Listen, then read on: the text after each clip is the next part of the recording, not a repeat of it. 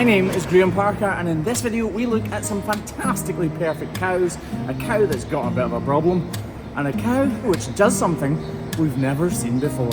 This is the Hoof GP. And I won't let it rush when I see you dance, and the moment comes when I fall and time goes slow. I fall into you. We all have soft spots for animals at stages, and this farm is no different. You see, here, there's definitely a favourite. So there shouldn't really be favourites on farms like this when there are around 300 different dairy cows. But George, hi George, I know you don't know I'm making this video, but George is at school and really wanted the day off today because I'm trimming his favourite cow and making sure that her feet are still in tip-top perfect condition, which I've genuinely no idea if they are or not. But in this video, we're about to find out. So it's just after 7 AM this morning. We've got about 35 of these beautiful Holstein cows to trim. This farm really is fantastic. Actually, we've just had this new setup done, and like, not especially for us, well, kind of especially for us, but it helps them out as well. And this is beautiful. It's like literally living the dream when we come trimming here now. But yeah, we've got about 35 or 40 of these cows to trim. And then amongst these girlies is George's favourite cow, who I'm hoping doesn't have any problems. I do know she's in the very top pen, so we'll have to trim a few of her friends first before we get to her. Having a race like this is fantastic because cows love to follow each other. So when you have a race as long as this, the cows just keep following each other, feel much calmer, and our job is far, far easier. You see? Nice and easy. We come to this farm every 2 weeks, so the feet are really well kept. This cow hasn't been trimmed in the slightest yet, but she has been in the last few months for her top up, which is why her feet are this good. Front left, back right, and front right. All needing a tiny rebalance and a good model, but apart from that, pretty much spot on. So this back left foot, as you can see, I'm not actually taking any height off it whatsoever, which is why I'm only using the knife and not the grinder. I want to make sure this outside claw has got as deep a model as possible, and that takes all the weight and pressure from the bones inside the hoof capsule, meaning that not only will she be comfortable, but she is far less likely to go lame in the future. Right, onto the back right foot, and as you can see here, I'm again not grabbing the grinder because her feet is already the perfect length. Again, all I'm doing is modelling out the sole using this razor sharp knife and getting that model as deeply as possible. And as you can see, it is also perfect. Let's critique Kevin's foot. Actually, Kevin has chosen to use the grinder, and probably rightly so. He's taken a little bit of height from here, but you can tell it's almost nothing at all. He's modelled this out really deeply, and this one out shallowly. No, he hasn't modelled that one out as deeply. He's left this horrible looking bit, which is obviously bad. No, it's good. We're not doing this to make them look pretty, we're doing this to be functional, and he's left that because he doesn't need to take it away. That, if he'd taken that your horrible bit away, all he would have been doing would be reducing the height of that outside claw, and all of our weight would be on the inside claw, which is bad. So again, I actually critiqued Kevin's trim in another video, and it wasn't beautiful, same as this foot, but it is perfectly functional. A+. Right, onto Craig's foot. Why do you say my name like it's a sneeze? Look, Craig shaved. I'm not going to say what he looks like, but yeah. Right, but seriously, let's take a look at his foot. Okay, so Craig hasn't used the grinder here at all. Not even one iota. This is definitely a different foot from Kevin's foot though, isn't it? He's modelled this really deeply, which is perfect. But he's left this detached hoof horn, and I'm always talking about removing detached hoof horn, aren't I, Craig? Yeah, but I have a reason for not removing that detached hoof horn. So Craig, I actually told Craig I was going to be critiquing this foot before I critiqued it, and I could see him looking at it and thinking, should I remove it? But he stuck to his guns and didn't change it just for the camera. And he probably should have, to be fair. No, he shouldn't. He's left this detached hoof horn because this cow's foot is not lame. There's no real problem here.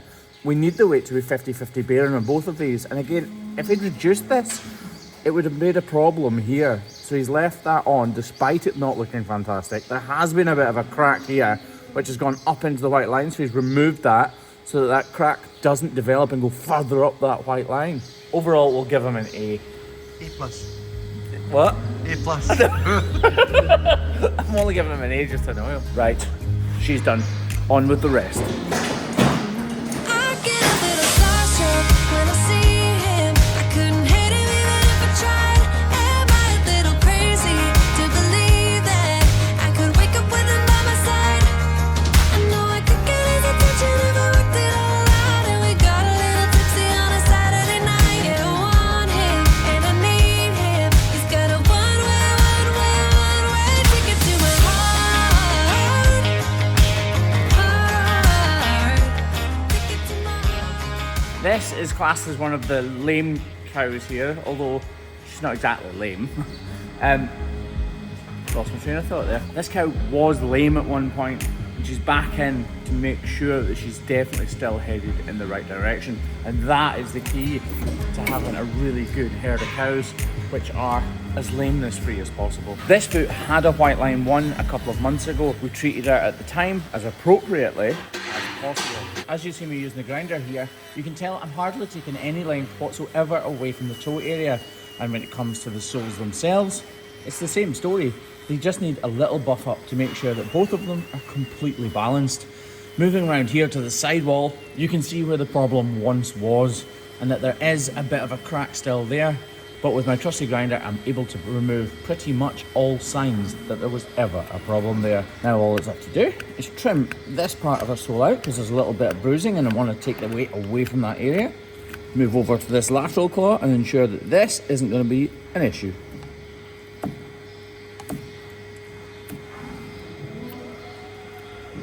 You can actually see a little bit of bruising in there as well. That crack going back at 45 degrees is the start of a sole ulcer. No, it's not. It's the start of a sole fracture. But actually, that foot's pretty good now. Yep, nice and solid. Right, this was the real problematic foot. So you can see straight away where the major issue has been. If we give it a little bit of a clean, you can see where all the new hoof horn is forming. This definitely still could be an active lesion. All of that black hoof horn is new hoof horn forming where there has once been a huge white line lesion reaching right up into the white line here. Right, we're going to tidy this claw up, tidy this one up, put a block on here to make sure this is still healing, and then investigate the problem. So again, this hoof is not overgrown. You can see that it is really repairing well from the brief part we looked at it there. But we need to make sure that that problem doesn't persist and doesn't start to develop into another problem. Imagine this hoof wasn't actually healing. Imagine that this was the first time we'd ever picked it up. Well, you wouldn't say it was exactly a good foot, would you? Yes, it is good compared to what it was, but we're looking in the past. Right now, there is a defect in this hoof, and this block needs to take the weight away from that defect to ensure that it does completely heal. Right, we do need to remove a little bit of this hoof horn to make sure that any of these cracks don't start to cause a problem. Need to be as delicate as possible here. I don't want to undo any of the goodness we've already achieved. So this was trimmed about 2.5 months ago. As you can see, it is repairing really well. Oh, just need to scrape off these little fissures basically to make sure that no dirt and debris get trapped in the little folds and crevices. But if I cut into her now, I'm going to be absolutely devastated. I say that, this bit is actually slightly open, look. Kev, I think we'll wrap this actually. So I didn't realise, but you can actually see a little bit of the corium sticking out right there in the centre. Yes, I have touched it and that's why it's doing that. But it is delicate tissue. You still need to trim around about it though, to get rid of everything else. So we are going to wrap this, as you've just heard me shout to Kevin, because we need to ensure that this heals up properly. I was just about to say we all saw the chefs walking really well, but you guys didn't. We saw her walking into the custody, she wasn't lame at all. It just goes to show how important these revisits are, because within the next few days or week or so, she definitely would be seriously lame on this.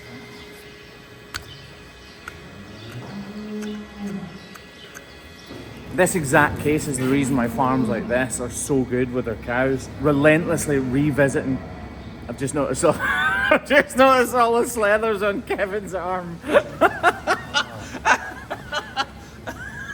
slithers. Look at that. God. Oh, God. He must have walked past the cow and she's drooled all over him.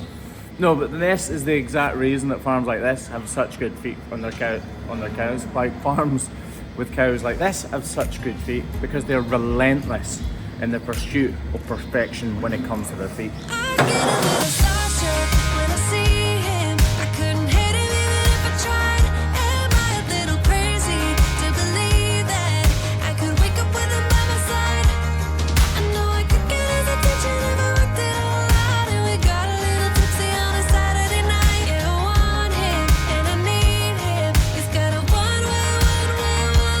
So this next cow is George's favourite cow, cow 5013, and I'm hoping there's nothing really wrong with her, but I've been wrong before.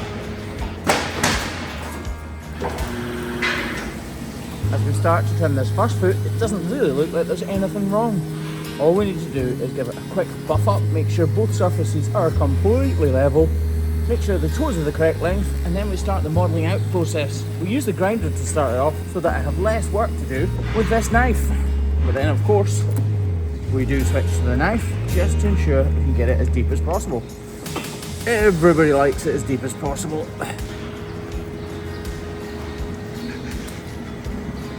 Did you find that funny, Greg, did you? That was hilarious.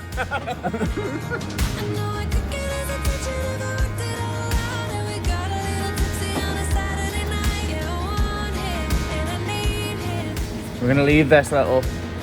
No, we're not. We're going to take it out just to make absolutely certain it doesn't come to anything.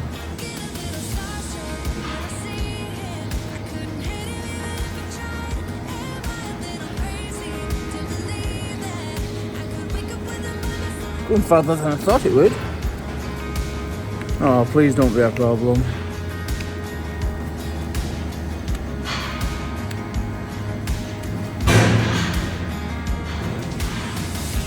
Nope, it's fine.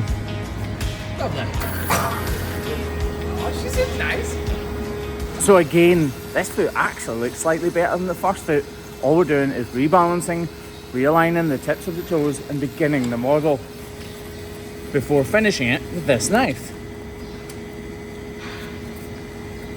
See that cow's feet often mirror each other, and this exact same little defect is in this foot here. Look at that. That's why even when a cow has a problem on one foot and seems fine on the rest, you need to pick all 4 feet up just to ensure that they don't have similar problems. Lovely. Just like the other one, it comes to nothing. Beautiful.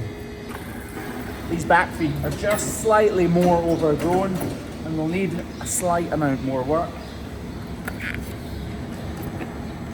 So this hoof is a little different from the front feet.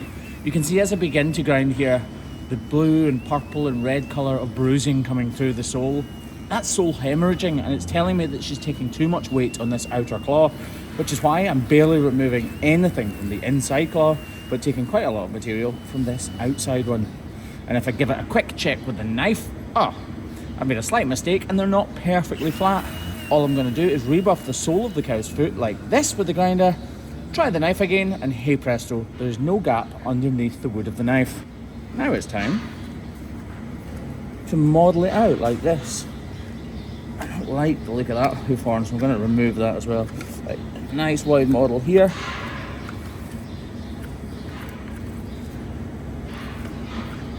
Fantastic.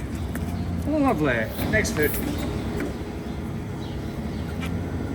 Again, as we start to use the grinder here, there's much more prominent bruising on that outside or lateral claw, meaning we've got to this cow just in the nick of time. Now it's time to do a bit of knife work and hope we don't make any mistakes. It's very easy with these razor sharp knives to go too deep and make the cuts you really don't want to make.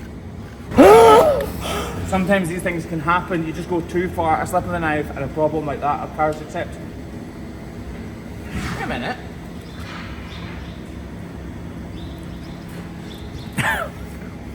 That's ketchup. Oh yeah! What? It's on your chin.